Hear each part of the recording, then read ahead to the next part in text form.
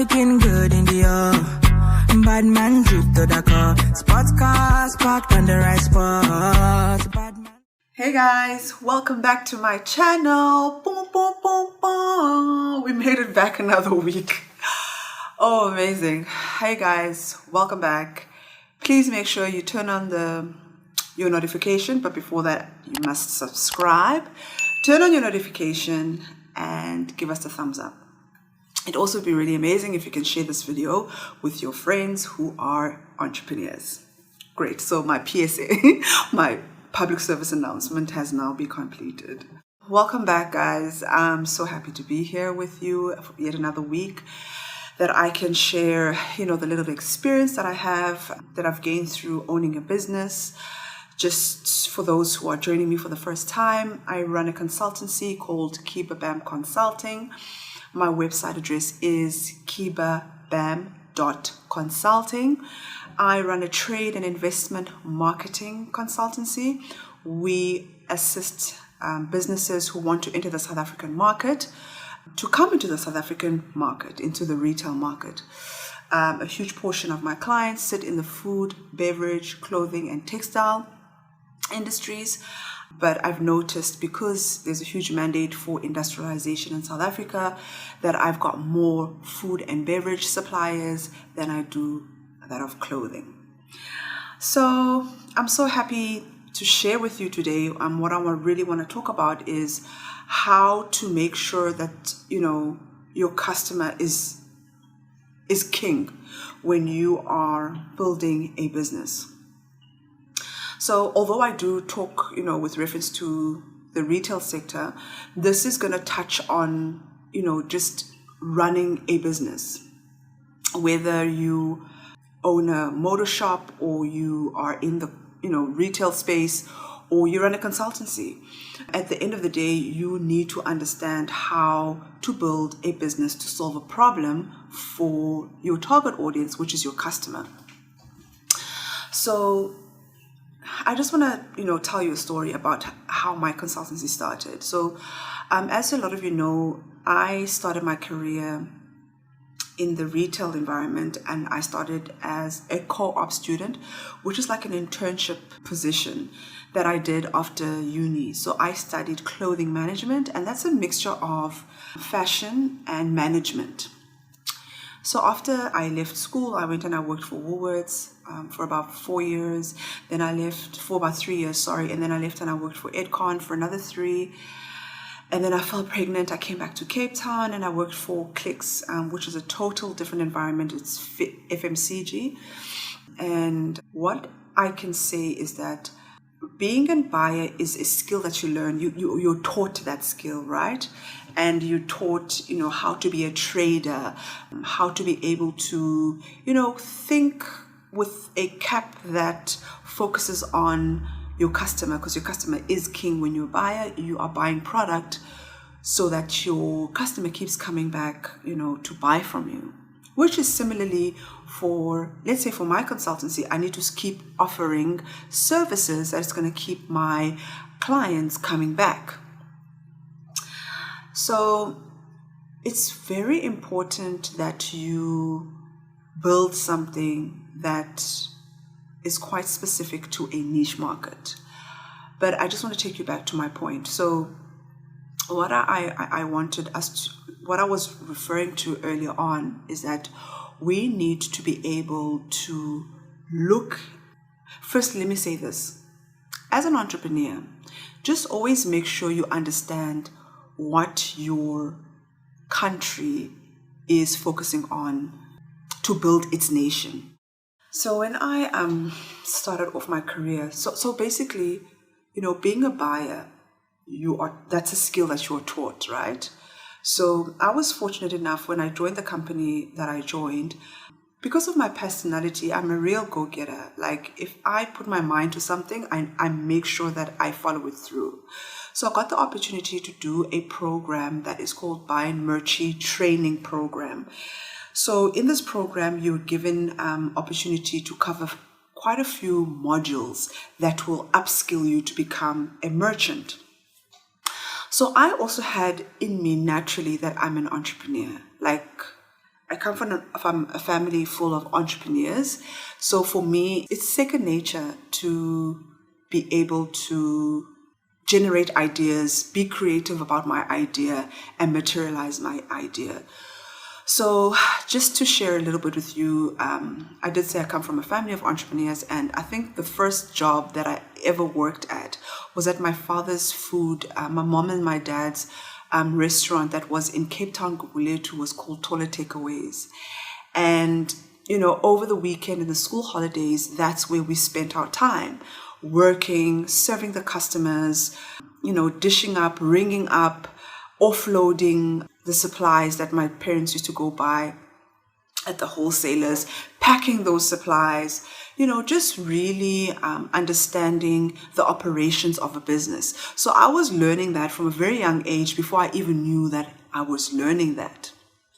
Okay, so for me, thinking like an entrepreneur started early off. Understanding the customer and the customer needs, for me, that started quite early off because I was put in front of the customer, and that's the best place to learn about your customer, because your customer is right in front of your face every day. They're telling you what they like and what they don't like. So if we made a food option that they didn't like, they were going to tell, they always told us, if they didn't like it. And if they did, you knew, because it would sell out. So I remember there was a particular SKU my mom used to cook. The minute we put those silver catering things that you pour like the food in, the minute we just put it into where we serve up, literally in less than 45 minutes, that thing would be gone. And that's what I mean about this topic, is that you need to know who your customer is. And as a service provider, as a supplier, it is absolutely vital that what you make and what you do is specific to your customer. What I've noticed, a lot of businesses that are,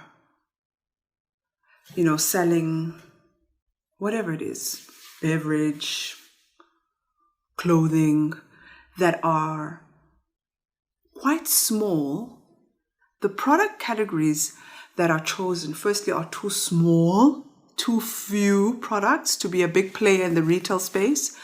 And you can see, like, the product that has been selected, the entrepreneur has chosen stuff that they like. And there's nothing wrong with that. There's nothing wrong with choosing the product that you like, but just know that it's going to be crickets when you launch your product, because you didn't go out there and understand who the customer is and who you're buying for. So no one is really going to purchase your stuff because you bought it for yourself. It's for your own taste. But then it differs when you do skincare, because if you develop product for eczema, it's solving a problem that a lot of people have.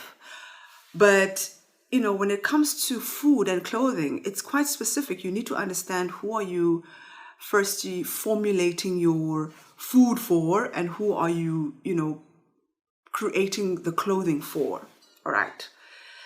So the customer is king in everything that you do. And the advice that I want to give you right now is as a supplier. So we're just assuming now you're a supplier that is new, you've been unloaded onto the system, you're having your first meeting with the team, they looked at your costings and your product and they loved it, you're in. So the purpose of this video is that the customer is king, right? So in order for you to keep on building a range that will speak to your buyer, because your buyer's point of view is the customer.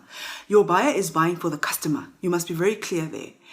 So you, as a supplier, you are buying for the buyer's customer. So you need to know the right questions to ask so that you always hit the head on the nail, season in, season out, that you don't give the wrong stuff over to the buyer. Because buyers are very cold-hearted. If they don't want to work with you, babes, they will cut you loose like this without thinking about it. There are some buyers there who have heart, who will, try to develop you, especially if there's a long strategic relationship. But if you are just being tested and they just want to see how you're going to swim in the sea, you better cross your T's and dot your I's. So when you sit in front of a buyer, I want to give you at least 3 or 4 or however many that I can think of questions that you should ask a buyer that will help you to keep on servicing the customer. The first question you can ask to further understand your customer is the trading weeks within a month. When do they buy it the most? Does this product have a price barrier? Do people buy only when they get paid? Do they only buy mid-month, end month, whatever it is? Ask those questions. How old is the customer? What color is the customer? Where does the customer live? Because if you know where they live, you know kind of how much do they afford. Because if they live elokishini, obviously their salaries is not the same as another black person who lives in the suburb. Those are 2 different customers.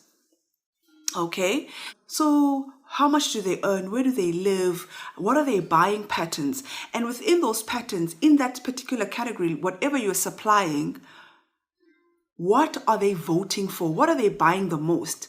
So if you then have put forward, let's say 20 items to a buyer, and the buyer and the planner select 15 of the 20, and they put your 15 products into stores, ask them, please, can I have my sell-offs for those 15 products? Can you tell me of those 15 products, which one sells the most? And of the product, which color sells the most? So of the 15 products, it won't only just be 1, 2, 3, 4, 5, 15 they put in. Usually it's 15 products and maybe with 1 or 2 variants, meaning colors, okay? 1 or 2 colorways or 1 or 2 variants. Variants are used in FMCG. Colorways are usually used in the clothing industry. Variants are also used in the food and beverage industry. All right. So of your 15 items and your, let's say 3 variants, so it's 15 times 3 that you've put in, which of each of those 15, which one is selling the most? Which one is selling the highest? Which one is the customer voting for? You know, those things are very key that you understand every season, so that when you go to the next season, you are building a range. Well, while you're trading in that season, you're building a range for your buyer that speaks to the customer. Keep them engaged. Talk to them every week. Tell them, is there something new that I'm missing out of the range that I presented last season? Is there anything else you want me to update within this season so that I can put forward in the next showing? I think that's going to be my next video. What is a showing? Because you guys don't know how to put together showings. I've worked with over 200 suppliers coming out of the SADC region. And my God, the first thing when I see a range, I'm like, who are you going to present 3 items to in the retail space? They're not interested in that. They want a wider range. But that's not my point today. But thank you guys. Welcome to my channel. I love you guys so much. Make sure you subscribe, hit the notifications, and give us a huge thumbs up. See you next week. I'm talking about what I just mentioned. Love you. Bye. Bad man looking good in the Bad man drip to the